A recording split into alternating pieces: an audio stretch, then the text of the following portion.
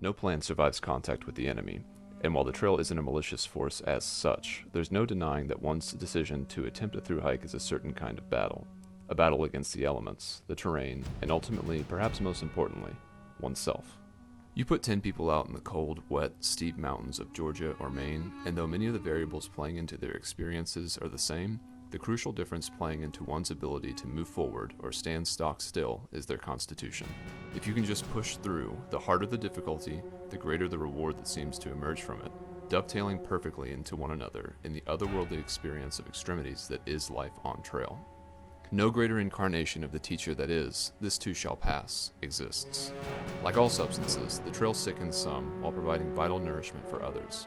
It's hard in the midst of suffering to believe that things will get better, and for those of little faith, this can be too much. But for the true devotee, if you just keep going, you'll get there, whatever it takes.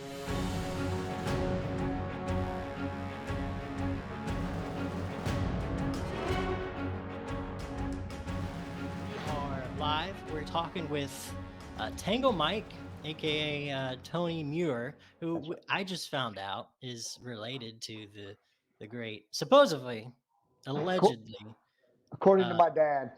according to his dad, related to John Muir. I'm sure you've seen a lot of his poems online. But in any case, man, I just want to thank you for taking the time out of your day to talk with me. We had a little technical troubles, but we're here. And yeah, thank you. Oh, no worries. I'm glad to be here. Thanks for having me. Of course. So we talked a little bit on Facebook. You are starting February 16th. Is that correct? That's correct. I'm going to start at Flag Mountain in Alabama. I'm going to do the Bama to Baxter. I'm going to Awesome. try. I'm going to try. Yeah, no, I like the attitude. You're gonna do it. Um, so it's not a conventional regular AT through hike. I'm sure a lot of people who are listening are familiar with the idea of a Bama to Baxter hike, but it's really a recent phenomenon. Can you explain what I know you just gave it a brief synopsis, but can you explain what exactly that means?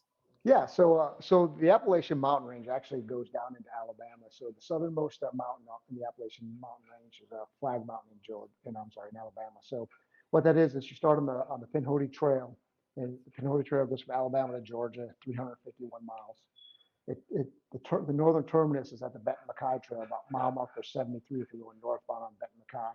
So I'll hit the Benton McKay Trail and head south for 73 miles, and the southern terminus of the Benton McKay Trail is about a quarter of a mile from Springer Mountain. So then I'll catch Springer Mountain there and then head north to Maine, hopefully. So altogether, it's a little over 2,600 miles as opposed to I guess this year it's 2,197.4 for the AT. Okay. So have you how did you originally kind of uh maybe not so get how, not how you got the idea, but where did you first hear about the Bama to Baxter? I guess let's just start with where you're at right now because you're kind of close to where it all starts, right? Yeah, so I live in Southeast Alabama, a little town called Arrington. It's about 20 miles east of Fort Rucker in Alabama. So um, Bama to Baxter, really, quite honest with you, I just heard about it less than a year ago. So I knew I was going to do the Appalachian Trail this year, uh, and then I started looking for places to do some shakedown hikes and things like that. Places that were close, like the Pine Mountain Trail over in Georgia, and I heard of the Pinhoti Trail, and I was like, oh, let me check that out.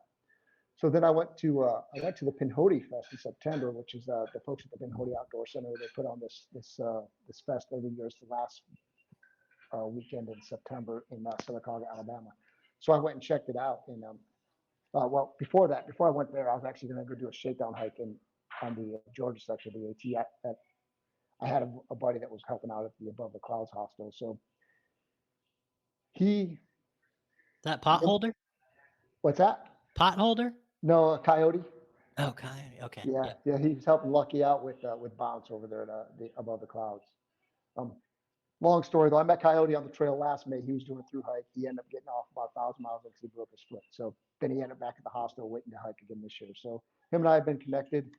And I went over to Above the Clouds in September, and I was telling Coyote, it's like, hey man, I've been checking out this Pinhoti Trail, and there's this thing called Bama to Baxter. What do you think about doing that? He said, "You got to be kidding me." He said, "Nimblewell was just here last week.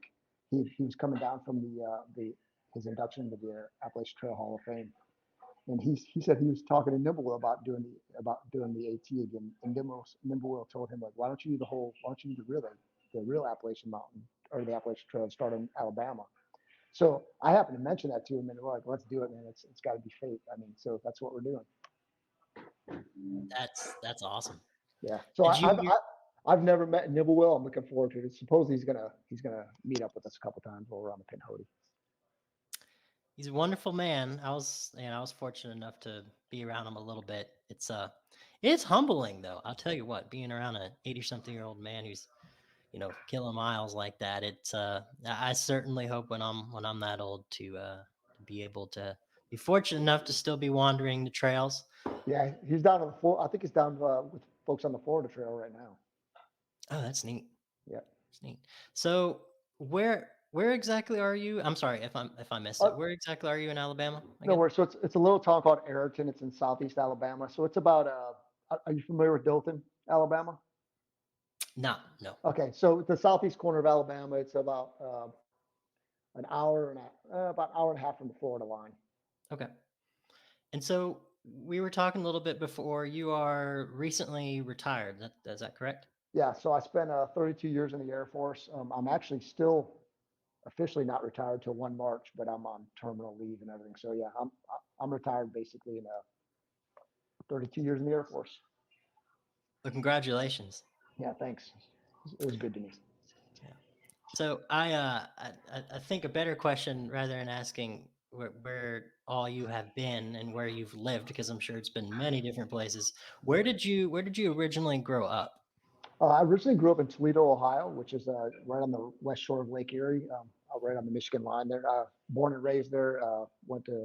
Did my first year of college at University of Toledo there as well before I joined the Air Force. And then I joined the Air Force in 1992 and then moved away. Go back home, but never lived back in Toledo after that. Gotcha.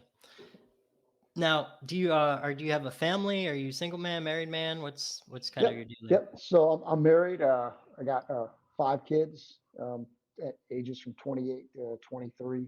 Actually, well, 3 from a previous marriage, and I got 2 from my previous wife. So I'm remarried. I have 3 stepkids, and I have 2 kids, all within the age of 28 to 23. Have 2 grandkids. One's getting ready to be 3. One just turned 2 in December. And yeah. Congratulations. You don't look like a grandpa. You're doing all right. Yeah. I feel like I'm in good shape. We'll see. So when you were younger, I guess younger is very relative, but did you have any introduction to trails, hiking, backpacking, other than putting a ruck on your back? I mean, I don't know if that's something you did, but No, actually, like when I was growing up, I spent a lot of time on the lake, fishing and things like that. Never really. I mean, we went down to like Hocking Hills and stuff in Southeast Ohio, hike some road trails, but never like backpacking overnight or anything like that. I'll tell you where I really got interested in was back in 2012. I was deployed and I was just bored when I wasn't at work watching YouTube videos, and I ended up coming across Father Man and Loner back in 2012. They were through hikers of the AT, and they actually documented on YouTube. I followed those 2, and then I was like, man, that seems like something that'd be interesting. So when I got back from my deployment, I went on the Georgia section of the AT and hiked the Georgia section, and I loved it. And then took my daughter with me, and she loved it. Like she wants to go with me on this, but she can't because she's now older and working. So, but she may meet me up in Maine if I make it. yeah, I feel indebted to those early pioneers in YouTube hiking history. The Loner was a good one. Yeah. Early Riser really was the one who started off for me back in 2017. I'm not sure if you're familiar with who he is, but No. yeah, he's yeah, I think at some point he lived down there in Alabama. He does STG, Air Force selection for Special Forces. I don't know all the details, Yeah. but what I loved about his videos is he was very methodical and he was very practical in his detail and explanation of what he was doing out there on the trail. Yeah. And I think for a lot of us, especially people listening right now, obviously are listening on YouTube. So this is kind of where they come and first get exposure. But were you able after that exposure, and I believe you told me you've done a little bit since, but were you able to kind of get out there on the trails since? Yeah, I've actually since 2012, I've done the Georgia section probably, good Lord, uh, 8 or 9 times, because that's close to me. But yeah, but since I made the commitment when I knew I was retired, like I've done like I said, I did the Pine Mountain Trail. I've done a little bit of the Pinhoti Trail, but that's pretty much the amount of or the places I've been. Like I've never gone into North Carolina on the AT because I knew that I'm going to hike it, and when I don't want to like Georgia, I've done it a bunch of times, but once I get into North Carolina, I want it to all be new to me. Stuff other than watching people on video, I haven't actually done it myself. Well, let's talk about that a little bit. What were some lessons learned on those long shakedown hikes through Georgia? So I've done a lot of gear swaps. I started off with a big Agnes Tiger Wall UL2 as my tent. Now I got a Durston X-Men Pro 2. I got shaved 20 ounces there. Some of the other lessons, like I did some cold weather camping a few weeks ago actually. Like just going from a double wall to a single wall tent. The condensation issues that you're having to deal with, and especially on my sleeping bag, those are things I'm still kind of working out. We'll see how it goes. Yeah. So as far as, I'm sorry, go ahead. Yeah. So the other thing is the terrain, right? So down here in Southeast Alabama, like I'm trained, like I'm hiking every morning, pretty much 6 to 7 miles, but it's on mountain biking trails. There's nowhere near the elevation climbs that I'm going to have on the AT. So that's another thing that's kind of working. I'm worried about my knees holding out on me. When I do Georgia, they get a little sore, but I think I'll be all right. We'll see. That's the only thing I'm worried about is my knees. Yeah. As far as your mindset, what was that initially like for you, uh, getting introduced to the trail? I had kind of a similar experience before I ever did a through hike. I did sections in Georgia, Mm. and kind of we all carry our own life experience onto the trail. And at that point, I was a youngin, so I didn't have much. But you've have years of military experience under your belt, so I'm sure there's a certain amount of physicality that's involved. So I would expect that you would have had a level of confidence. But what was it from a mindset standpoint for you, kind of getting introduced to the trail? Yeah, I'll tell you. You're watching the videos. You're watching folks, and you're seeing all the good stuff, right? They're not showing you very much of the negative stuff, like hiking in rain, or having to get up and pack up in the rain and things like that. So that's kind of a that's something you just have to deal with, and it's a mindset. It's like you know you just go with the flow. Physically, I wasn't really concerned about the physical aspect until I actually started the first couple of times. Like the approach trail going to Springer Mountain. Like I remember the first time I did that, and I thought that thing was so hard. And then I just did it. When I went there in September. Like I knocked out the approach trail. And I was like, man, this is not as hard as I remember it being. so I think I've gotten a little bit better. But Coyote tells me that once you hit North Carolina, the terrain gets a little bit rougher. So we'll see. It does, but here's the thing. A lot of folks would say, especially if people came out unprepared, a lot of folks would say that Georgia was one of the more difficult states. And for people who have done the trail, they would tell you that that is not the case. Now that's relative to your experience, but in terms of we're talking about the actual slope of the Yeah, mountains, yeah, or the degree of difficulty in a terrain. It's really not terribly difficult, but I think that that's you got a leg up just right there, right? yeah, Because I see so many people come out of the gate struggling. They're on the struggle bus. And there's a lot of people online that would say, hey man, like that's totally okay. You'll get used to it. Just, yeah, take it day by day. And for me, I'm like, what? You know, yeah, you could. Some people do persevere, but if you're struggling in Georgia, man, that's gonna make it really hard for you because you got yeah. 6 more months of abuse. Yeah, yeah. And when, from what I understand, once you get to Virginia, you're putting 20s and stuff like that. Until you get to the whites, and then you're like, you're at 8 or 9 miles a day, and you're like, God, So we'll see. It's a mindset for me. Like my whole mindset going in is, 3 to 5 days at a time, right? Just to the next resupply. That's my goal. Getting to the next resupply. I don't have the big, hey, got to get to Catan. My thing is 3 to 5 days at a time in small chunks. That's kind of how I'm gonna initially approach it. I think we'll see. Yeah. No, I think that's the perfect way to approach it.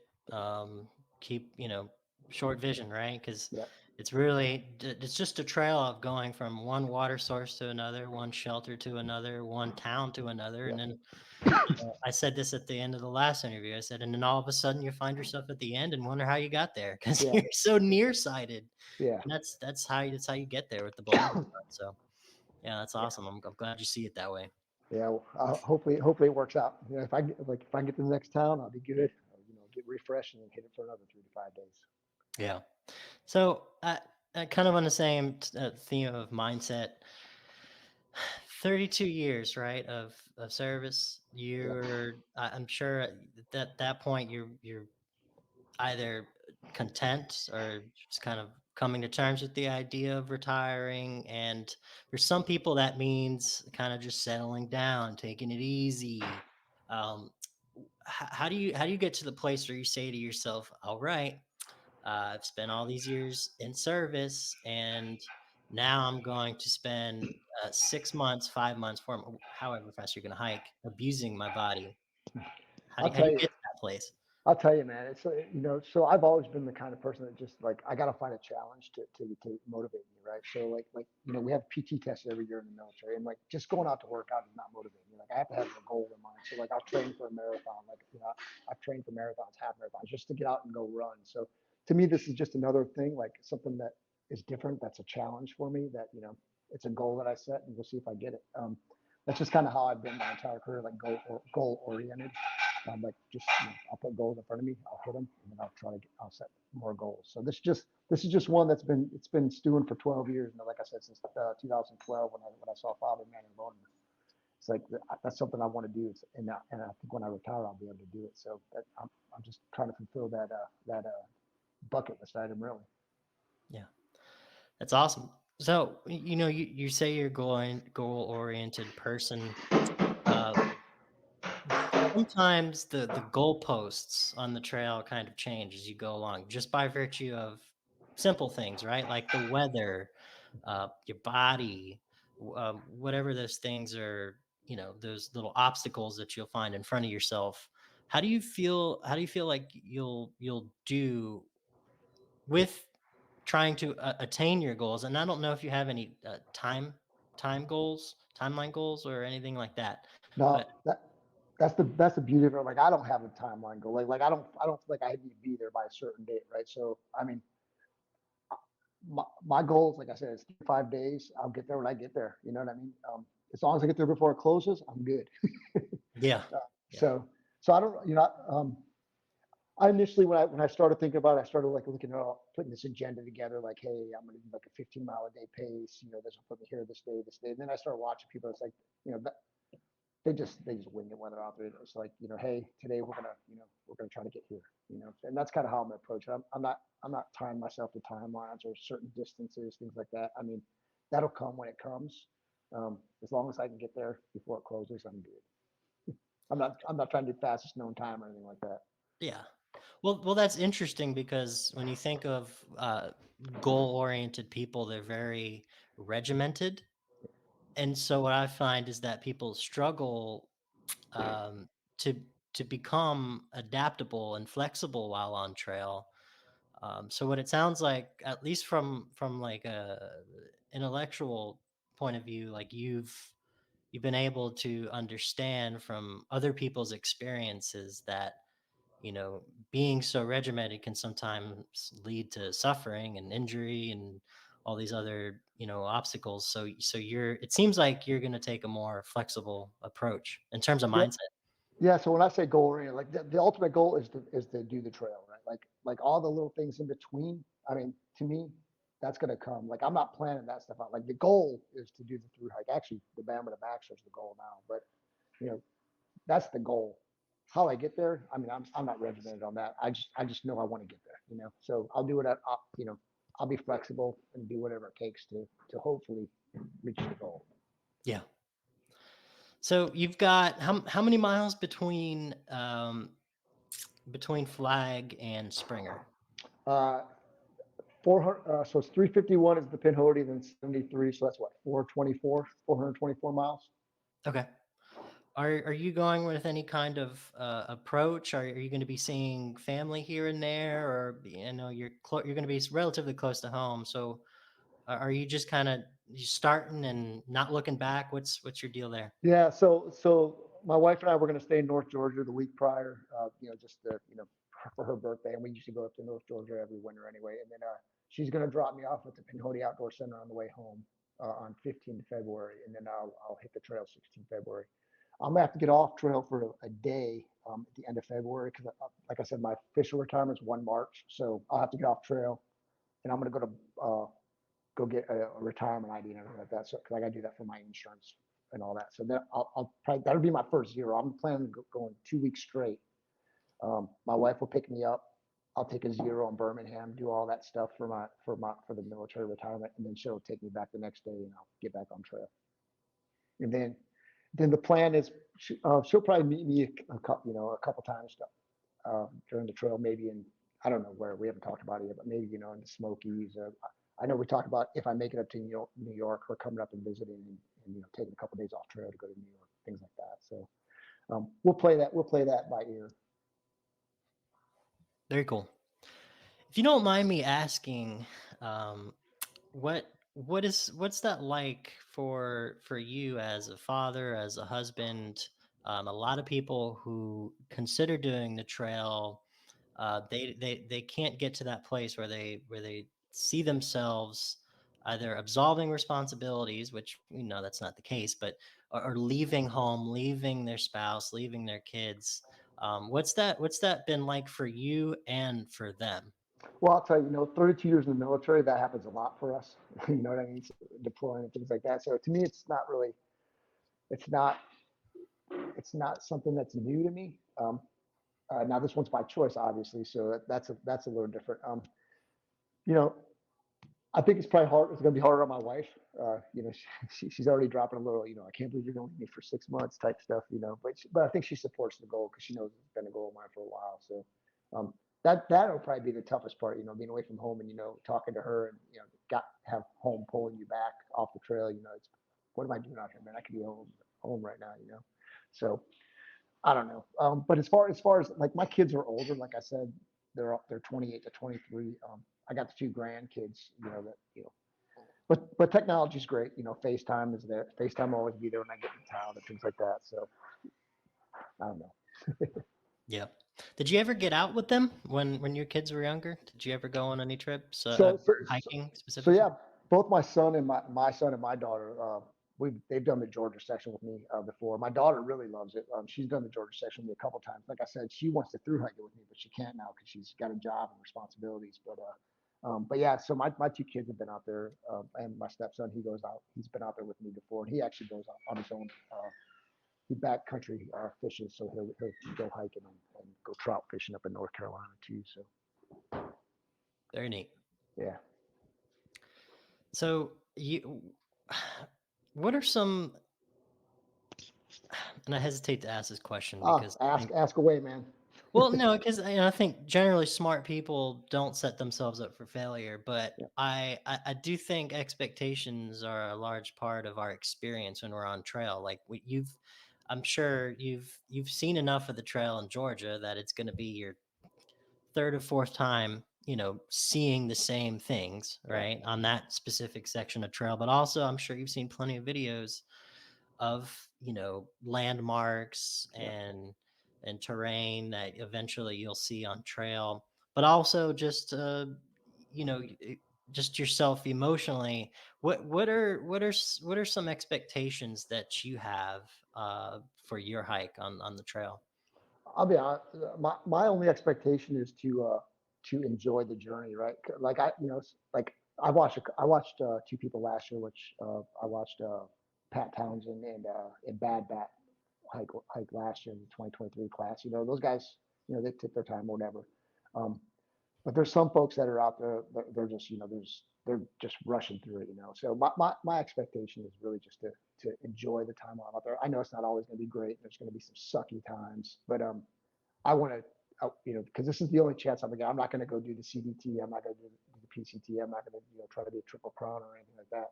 This is that goal, that bucket list item that I've set for myself, and I want to enjoy it as much as I can. So if I want to go into Franklin, when I get there and hang out a day in Franklin, go to a brewery or whatever, I'm going to do it.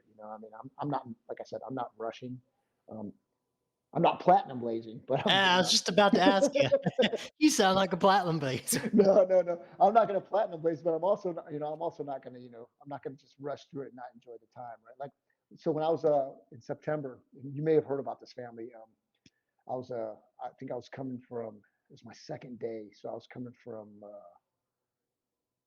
I can't remember the shelter I stayed at, but it was right around Hawk Mountain Shelters where I ran into there's an Irish family. They were snowboarders. They started in June and they were finishing in September. It was a father and his young daughter and his young son. And I can't remember their names, but they started up north and they came south and they were on their 99th day when they were finishing that day. I'm going to be the youngest one to finish in under 100 days. I'm like, man, it's like you guys are averaging like 22 miles a day. That's with zeros. It's like, could you really have enjoyed the trail that much? But to each their own. They say hike your own hike. I want to enjoy it. I don't want to rush through it. Yeah. It's the most passive aggressive phrase on trail as well. Yeah. Hike your own hike, man. Hike your own hike, man. You can do what you want. Exactly. Yeah. So speaking of people, how do you foresee yourself interacting with others? Because I don't, you seem like a really cool, very sociable guy, but do you describe yourself more as an introvert, extrovert? How are you socially? So funny story is I chose February 16th as my start date from Springer. And I did that because I kind of wanted to get in front of the bubble, a little bit. Mm-hmm. But now I'm starting February 16th in Alabama, which is going to probably put me right in the middle of the bubble. So I don't know. I get along with people and I'm sociable, but I'm not like the initiator of conversation. You know what I mean? Like once I get into a conversation, I'll talk, but I'm kind of an introvert until like somebody brings me into something. Mm-hmm. I guess shy maybe, but once I get into a conversation, I'm fine. But like I'm not going to be the one that's going to initiate a conversation. Yeah, I got you. But I'm looking. It's going to be interesting because I'm thinking by the time I get to Springer, it'll be mid to late March probably, and it's going to be right in the middle of the bubble. Now, hopefully, I'll have my trail legs and I'll be able to fly by some people still. No, I'm sure you would. I mean, the vast majority of people are doing 8 to 10 miles. Yeah, you'll be flying. Yeah. Are there any things that you are looking forward to more so than the other on trail? Is there anything that really stands out to you that you say, oh, you know what, I am really excited to experience that or see that? Yeah, I'm really excited. Like the whites. I want to get up there at Franconia Ridge, like those kind of areas, like where you're just above the tree line. You just got views, panoramic views. Like I've never seen it before, but I've been out west, up to Pikes Peak and things like that. But I'm just looking forward to just that experience. The iconic places, McAfee Knob, places like that. I'm interested in, but I'm really looking forward. I mean, I know it's going to suck and it's going to be tough if I get up there to the whites, but I'm really looking forward to that challenge and just I don't know, just seeing that.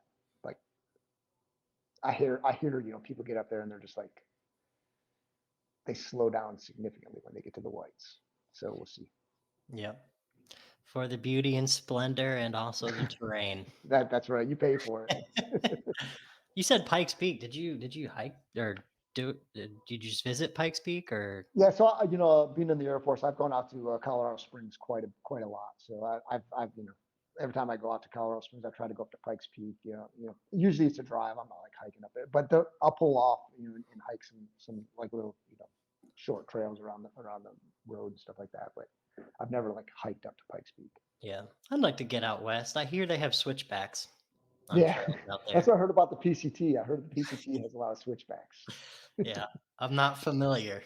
I ran into when I was it May, or I think it was in May when I was hiking Georgia in May. I ran into a couple. They had through hiked the PCT, and they were doing the AT this year, and I ran into them at Tenstony Gap, or right before Tenstony. Tesla Titty Gap. Yep. Yeah. So I ran into him there, and the guy was like, "Man, this is a lot harder than the PCT." I was like, "I wouldn't know," but he's like, "Yeah." He said it, like the terrain is just a lot rougher. That's my favorite thing in the world. Is to see the tears of Coloraders, the Colorado people that come out, or West Coasters that come out to the East Coast thinking, Yeah. oh yeah, 6,000-foot mountains. Yeah. And yeah, they just get toasted. Yeah. But yeah, what would you say is kind of the feeling right now? You are how many weeks? You're 3 weeks out Yeah, from your start date? about 3 weeks. It's anxiousness, a little bit of nerves, like what am I getting into? But like excitement to get out there, I don't know, it's hard to explain. It's like I hate that I'm gonna be leaving my wife, but like I'm just it's something I've been looking forward to for so long that it's finally becoming a reality. So I don't know, anxious and just nervous, really. It's kind of like when I ran my first marathon. Like I couldn't, like the night before, I was like, am I ready for this? Did I train enough? That's kind of what's going through my head right now. Like, am I mentally and am I physically ready for this? Is that anxiousness? Is that more because I think a lot of people experience that. For you, does it manifest kind of more in the mind, or is it a body thing, or is it both? How No, does anxiousness kind of register with you? no, I think it's a mind thing for me. It's like yeah, I don't know. It's like you always have that doubt in the back of your head: is have I done enough to prepare for what I'm getting ready to do? Like, or could I have prepared better? I don't know. That's kind of like I overanalyze things sometimes. That's been me throughout my entire career, and I'll overanalyze things like that. So it's just that, like, that little bit of self doubt in the back of your head, like I don't have I done enough to prepare for this? Am I ready for this? It's a mental thing, I think. Yeah. Well, from a third person view, I think you've done plenty. So I'm sure you'll be just fine out there. Um, so I'm doing this little experiment. It's kind of weird. But I want to ask you a question, or not a question, more so. I want you to think about where you're going to be at kind of the halfway point of the AT. Mhm. Um, I, it wouldn't be the halfway point in your hike because you're doing Uh, an extra but 400 miles. you're talking about around Harper's Ferry area. Yeah, and because Yeah. we're gonna meet up, we're gonna meet up around that area as long as we can coordinate fine and Yeah. everything. Yeah. Like I said, I'm in the Shenandoah Valley. I'm 20 minutes from Front Royal, really Harper's Ferry, that whole area. Mhm. And I'd like to show folks this little piece of video. If there is anything that you could say to your future self at that point in your hike, what would you say? Hmm. Keep going. No matter how tough it's been up to this point, keep going, because the goal in mind is to get to Katahdin. That's the bucket. That's the goal. So yeah, it may have been hard to get to that point, but you're only halfway. You're not there yet. Like, yeah. I love it. Well, I'm excited for you, and yeah, I'm looking forward to following up. Yep. It's going to be a fun journey. And yeah, I just want to thank you for your time Yeah. No, again. I appreciate what you're doing, Trevor. And if you want to reach out, between now and Harper's Ferry, whenever, just you got my phone number. Text me, call me, and we'll hook something up. Yeah, sounds good. Yeah, I've enjoyed this conversation. You're very straight to the point, and yeah, I like that. I respect that. Very Right. direct. So Thanks. we'll, I've been told that quite often in my career. yeah. Alrighty. Well, it's been real. All right. Thanks, Trevor. Good talking to you, man.